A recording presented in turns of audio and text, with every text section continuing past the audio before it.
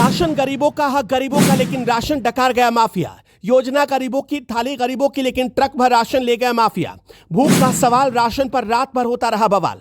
अधिकारी सोते रह गए, जिम्मेदार देखते रह गए।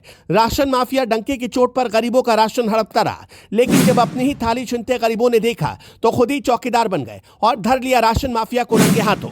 हंगामा बढ़ा तो हिस्सा खाने वाले अफसर भी मौके पर आ गए। फिर एंट्री हुई पुलिस की और तय किया गया कि ये राशन अपना तो गरीबों का और न ही राशन माफिया का। खड़ा करो थाने में ट्रक, हम इसे सबूत बनाकर सड़ाते रहेंगे, भले ही गरीब भूख से तड़पते रहे।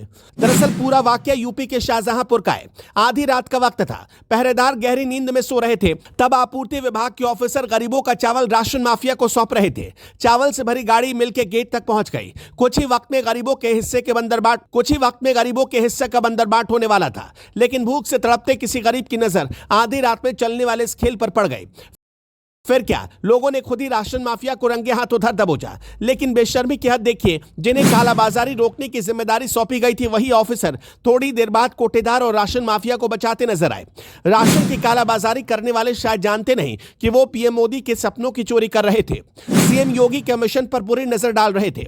आपको जानकर ताज्जुब होगा कि जब केंद्र में मोदी ने सत्ता संभाली, तभी से गरीबों को राशन मिलना शुरू हुआ। मोदी गांधी के उस सपने को पूरा कर रहे हैं जिसमें किसी भी गरीब को भूखा ना सोने देने का प्रण था। मोदी के इस मिशन को योगी ने भी आगे बढ़ाया और यूपी में अब तक गरीबों को मुफ्त राशन मिलना जारी है।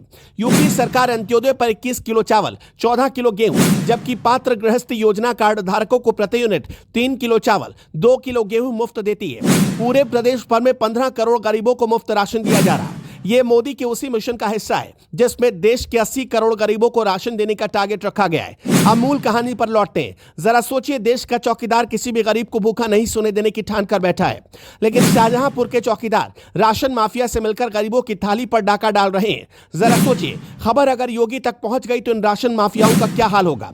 या तो घर पर बुलडोजर चल रहा होगा, या एनकाउंटर के बाद राशन माफिया लंगड़ाता नजर आ रहा होगा।